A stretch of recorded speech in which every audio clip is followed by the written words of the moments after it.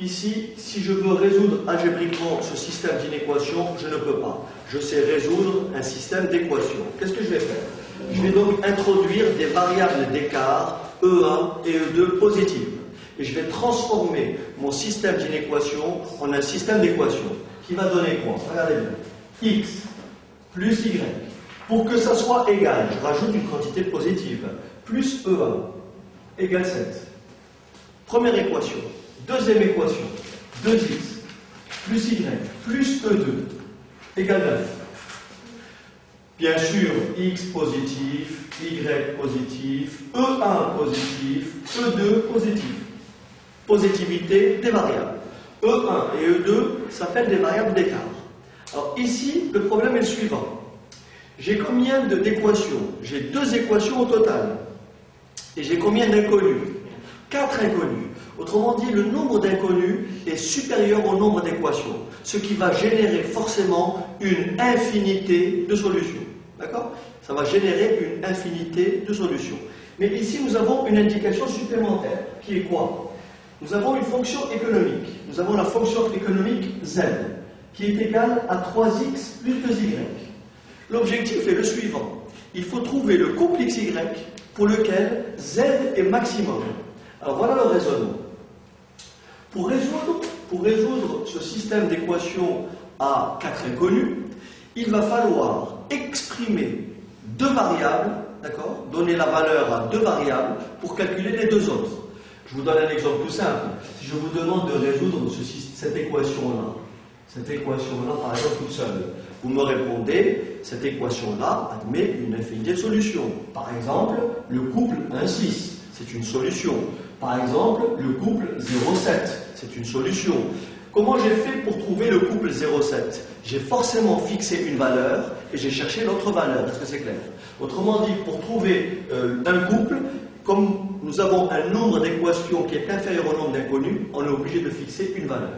Ici, j'ai 4 inconnus, 2 équations.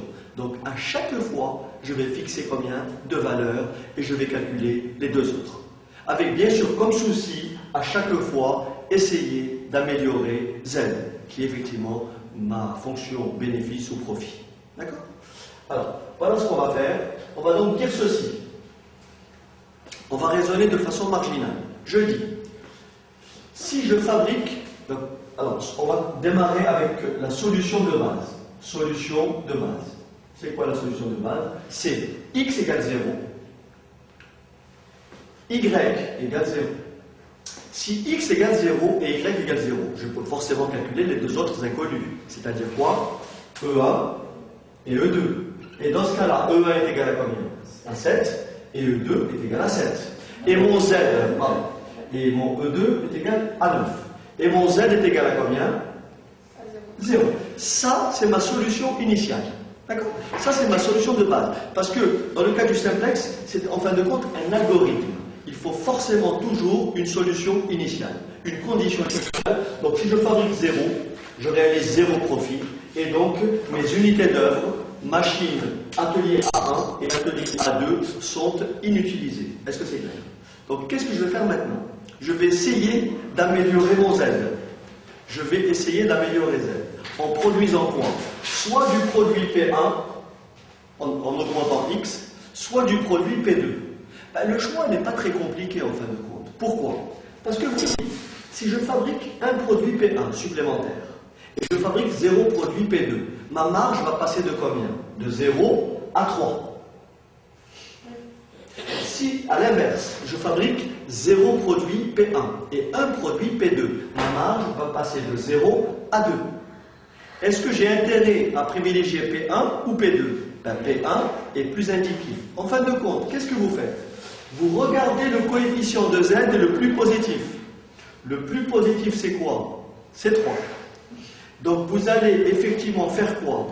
Essayer d'améliorer, essayer de produire le maximum de P1 qu'il est possible de fabriquer, en respectant les contraintes. Est-ce que c'est clair? Donc qu'est-ce que je vais faire? Je vais donc dire ceci. On augmente x en maintenant y égale à combien? 0. Donc je vais fixer y égale 0. Et je vais augmenter x. Et je vais trouver dans quelle proportion je peux augmenter x. Est-ce que c'est clair? Alors allons-y. Si je fixe y égale 0, que devient mon système? Il devient x plus E1 égale 7. 2x plus E2 égale 9. Attention, il ne faut pas oublier que x, y, E1, E2 doivent toujours rester positifs. D'accord? Donc ici, je veux trouver le maximum qu'il est possible de fabriquer, le maximum, la valeur maximale qu'on peut allouer à x, c'est-à-dire au nombre de produits P1 qu'on peut fabriquer. Donc je vais résoudre ce système-là. Je vais passer le x dans l'autre membre, ce qui me donnera donc le système suivant. E1 est égal à combien? 7 moins x. E1 égale 7 moins x. E2 égale à combien? 9 moins 2x. Je répète, E1 égale 7 moins x et E2 égale 9 moins 2x. L'objectif, c'est de trouver le maximum de x qu'il est possible de fabriquer.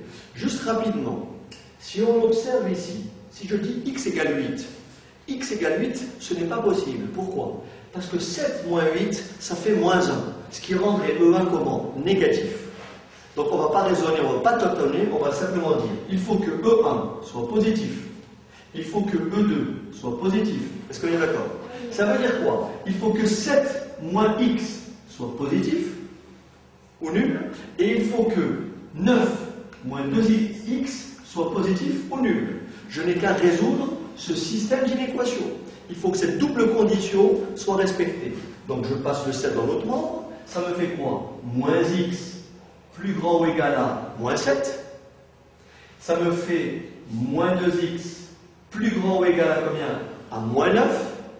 Et vous avez compris quoi? Vous avez compris que, je dis, en divisant par moins 1 les deux membres d'une inégalité, il faut penser à changer quoi? De sens. Donc en fin de compte, ça donnera quoi? X plus petit ou égal à 7.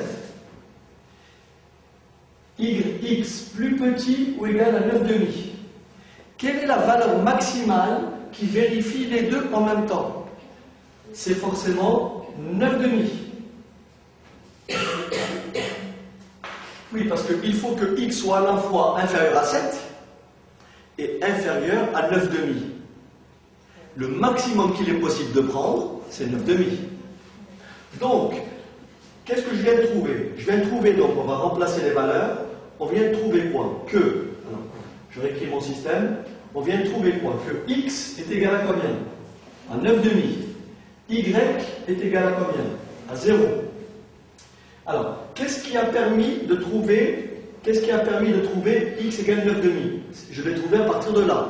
Si je remplace y par 0 et x par 9 demi, forcément E2 égale combien? 0. Et ça me donne quoi pour E1? Alors ça me donne 9 demi, n'est-ce pas? D'accord? 7 moins 9 demi, 14 demi moins 9 demi, ça me fait combien? 5 demi. 5 demi. Alors, on analyse un petit peu.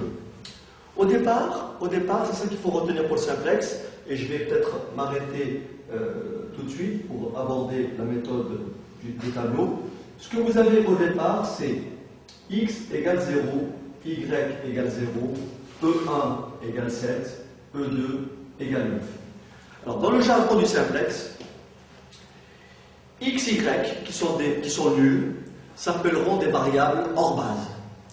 E1, E2, qui sont des variables non nulles, s'appelleront des variables de base. Donc ma solution initiale, ça ce sont mes variables hors base, et ça ce sont mes variables de base.